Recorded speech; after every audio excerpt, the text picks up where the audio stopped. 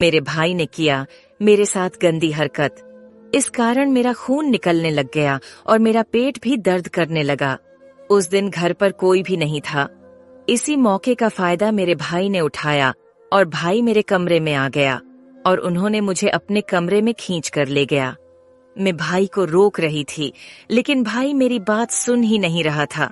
मैं भाई से बार बार कहती, बहुत दर्द हो रहा है, तुम ज्यादा हिलाओ मत, आज तो घर पर कोई भी नहीं है, मेरे पेट में दर्द हो रहा है, मुझे तुमसे ऐसी उम्मीद नहीं थी, ऐसा कोई अपनी ही बहन के साथ करता है, भला मेरा खून निकल रहा है।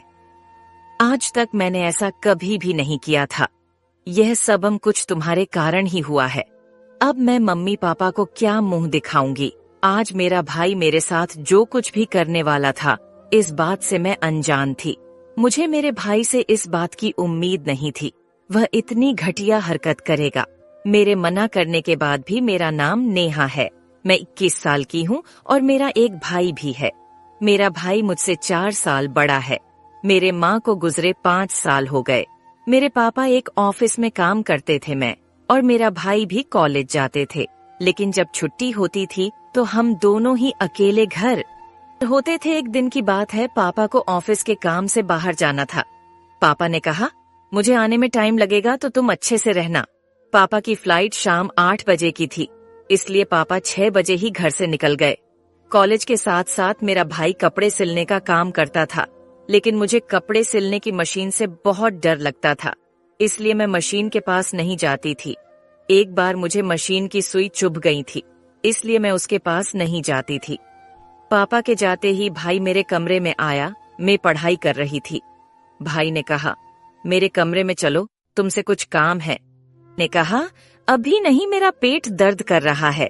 भाई मुझे खींचकर अपने कमरे में ले गया और फिर मुझसे कहने लगा, आज मैं तुम्हें कपड़े सिलना सिखाता हूँ।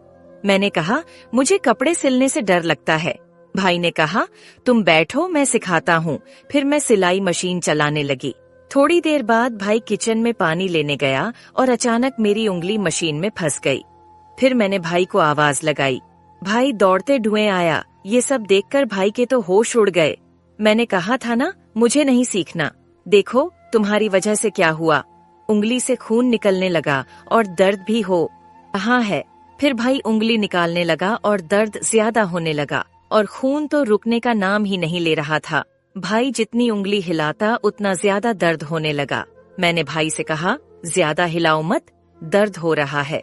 बहुत कोशिशें करने के बाद आखिरकार उंगली निकल ही गई, पर उंगली में बहुत चोट आई थी, इसलिए हम डॉक्टर के पास गए और डॉक्टर ने इलाज कर दिया, तो बाद में उंगली ठीक हो गई।